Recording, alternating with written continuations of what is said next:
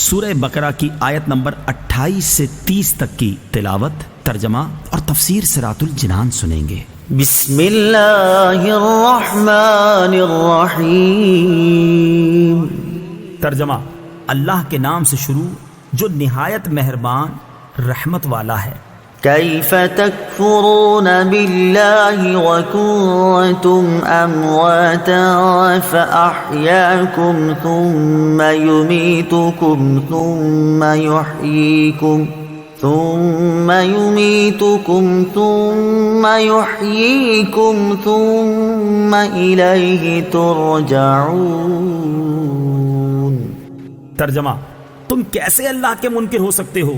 حالانکہ تم مردہ تھے تو اس نے تمہیں پیدا کیا، پھر وہ تمہیں موت دے گا، پھر تمہیں زندہ کرے گا، پھر اسی کی طرف تمہیں لوٹایا جائے گا۔ کیف تکفرون باللہ، تم کیسے اللہ کے منکر ہو سکتے ہو؟ تفسیر صراط الجنان میں ہے، توحید و نبوت کے دلائل اور کفر و ایمان کی جزا و سزا ذکر کرنے کے بعد اللہ تعالیٰ نے اپنی خاص و عام نعمتوں کا اور قدرت کی عجیب نشانیوں کا ذکر فرمایا، اور کفر کی خرابی اور برائی کو کافروں کے دلوں میں بٹھانے کے لیے انہیں خطاب کیا کہ تم کس طرح خدا کے منکر ہوتے ہو، حالانکہ تمہارا اپنا حال اللہ تعالیٰ پر ایمان لانے کا تقاضا کرتا ہے، کیونکہ تم بدن میں روح ڈالے جانے سے پہلے تمام مراحل میں مردہ تھے، یعنی کچھ نہ تھے یا بے جان جسم تھے، پھر اس نے تم میں روح ڈال کر تمہیں زندگی دی، پھر زندگی کی مدت پوری ہونے پر تمہیں موت دے گا، پھر تمہیں زندہ کرے گا۔ اس سے یا تو قبر کی زندگی مراد ہے جو سوال کے لیے ہوگی، یا قیامت کی، پھر تم حساب کتاب اور جزا کے لیے اس کی طرف لوٹائے جاؤ گے۔ تو اپنے اس حال کو جان کر تمہارا کفر کرنا نہایت عجیب ہے۔ اس آیت میں غور کریں تو ہم مسلمانوں کے لیے بھی نصیحت ہے کہ ہم بھی کچھ نہ تھے، لیکن اللہ تعالیٰ نے ہمیں زندگی عطا کی اور زندگی گزارنے کے لوازمات اور نعمتوں سے نوازا، تو اس کی عطاؤں سے فائدہ اٹھا کر اس کی یاد سے غافل ہونا اور ناشکری اور غفلت کی زندگی گزارنا کسی طرح ہمارے شایان شان نہیں ہے۔ هو الذي خلق لكم ما في الأرض جميعا ثم استوى إلى السماء فسواهن 7 سماوات وهو بكل شيء عليم۔ ترجمہ، وہی ہے جس نے جو کچھ زمین میں ہے سب تمہارے لیے بنایا، پھر اس نے آسمان کے بنانے کا قصد فرمایا تو ٹھیک 7 آسمان بنائے، اور وہ ہر شے کا خوب علم رکھتا ہے۔ هو الذی خلق لکم، وہی ہے جس نے تمہارے لیے بنایا۔ تفسیر صراط الجنان میں ہے، تمام انسانوں کو فرمایا گیا کہ زمین میں جو کچھ دریا، پہاڑ، کانے، کھیتی، سمندر وغیرہ ہے، سب کچھ اللہ تعالیٰ نے تمہارے دینی و دنیاوی فائدے کے لیے بنایا ہے۔ دینی فائدہ تو یہ ہے کہ زمین کے عجائبات دیکھ کر تمہیں اللہ تعالیٰ کی حکمت و قدرت کی معرفت نصیب ہو، اور دنیاوی فائدہ یہ ہے کہ دنیا کی چیزوں کو کھاؤ پیو اور اپنے کاموں میں لاؤ۔ جب تک اللہ تعالیٰ کی طرف سے کوئی ممانعت نہ ہو تو ان نعمتوں کے باوجود تم کس طرح اللہ تعالیٰ کا انکار کر سکتے ہو؟ ایک اہم قاعدہ اس آیت سے معلوم ہوا کہ جس چیز سے اللہ تعالیٰ نے منع نہیں فرمایا وہ ہمارے لیے مباح و حلال ہے۔ وَهُوَ بِكُلِّ شَيْءٍ عَلِيمٌ، اور وہ ہر شے کا خوب علم رکھتا ہے۔ تفسیر صراط الجنان میں ہے، کائنات کی تخلیق اور اسے وجود میں لانا اللہ تعالیٰ کے کامل علم کی دلیل ہے، کیونکہ ایسی حکمت سے بھری مخلوق کا پیدا کرنا ایک ایک شے کا علم رکھے بغیر ممکن اور متصور نہیں۔ کافر مرنے کے بعد زندہ ہونے کو ناممکن سمجھتے تھے۔ ان آیتوں میں کافروں کے اس عقیدے کے غلط و باطل ہونے پر ایک عظیم دلیل قائم کی گئی ہے کہ جب اللہ تعالیٰ قدرت و علم والا ہے اور جسم حیات کی صلاحیت بھی رکھتا ہے تو موت کے بعد دوبارہ زندہ کرنا کیسے ناممکن ہو سکتا ہے؟ وَإِذْ قَالَ رَبُّكَ لِلْمَلَائِكَةِ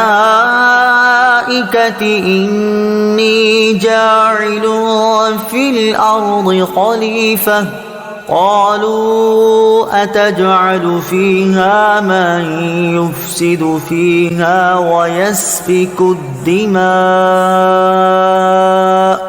وَنَحْنُ نُسَبِّحُ بِحَمْدِكَ وَنُقَدِّسُ لَكَ قال انی اعلم ما لا تعلمون۔ ترجمہ، اور یاد کرو جب تمہارے رب نے فرشتوں سے فرمایا میں زمین میں اپنا نائب بنانے والا ہوں۔ تو انہوں نے عرض کیا کیا تو زمین میں اسے نائب بنائے گا جو اس میں فساد پھیلائے گا اور خون بہائے گا، حالانکہ ہم تیری حمد کرتے ہوئے تیری تسبیح کرتے ہیں اور تیری پاکی بیان کرتے ہیں۔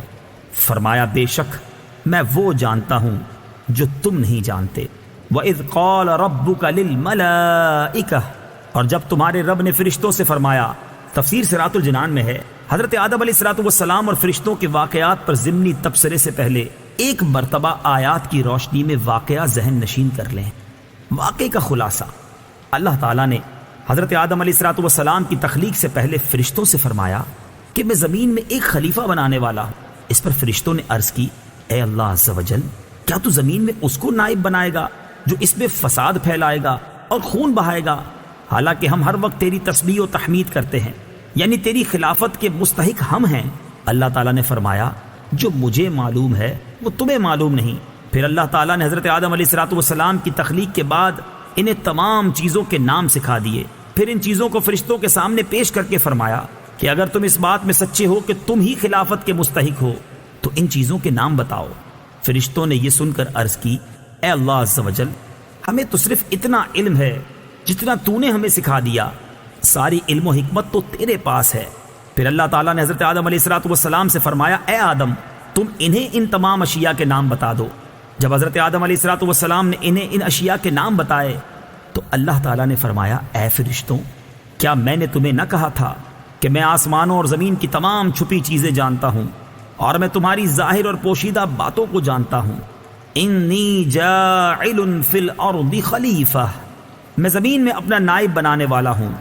تفسیر صراط الجنان میں ہے خلیفہ اسے کہتے ہیں جو احکامات جاری کرنے اور دیگر اختیارات میں اصل کا نائب ہوتا ہے۔ اگرچہ تمام انبیاء علیہ السلام اللہ تعالیٰ کے خلیفہ ہیں، لیکن یہاں خلیفہ سے حضرت آدم علیہ السلام مراد ہیں، اور فرشتوں کو حضرت آدم علیہ السلام کی خلافت کی خبر اس لیے دی گئی کہ وہ ان کے خلیفہ بنائے جانے کی حکمت دریافت کریں اور ان پر خلیفہ کی عظمت و شان ظاہر ہو کہ ان کو پیدائش سے پہلے ہی خلیفہ کا لقب عطا کر دیا گیا ہے اور آسمان والوں کو ان کی پیدائش کی بشارت دی گئی۔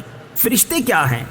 فرشتے نوری مخلوق ہیں، گناہوں سے معصوم ہیں، اللہ تعالیٰ کے معزز و مکرم بندے ہیں، کھانے پینے اور مرد یا عورت ہونے سے پاک ہیں۔ فرشتوں کے بارے میں مزید تفصیل جاننے کے لیے بہار شریعت جلد نمبر 1 کے صفحہ 90 سے ملائکہ کا بیان مطالعہ فرمائیں۔ انی اعلم، بے شک میں زیادہ جانتا ہوں۔ تفسیر صراط الجنان میں ہے فرشتوں کے جواب میں اللہ تعالیٰ نے فرمایا کہ جو میں جانتا ہوں وہ تم نہیں جانتے، کیونکہ خلیفہ بنانے میں میری حکمت تم پر ظاہر نہیں۔ بات یہ ہے کہ انہی انسانوں میں انبیاء بھی ہوں گے، اولیاء بھی اور علماء بھی، اور یہ حضرات علمی و عملی دونوں فضیلتوں کے جامع ہوں گے۔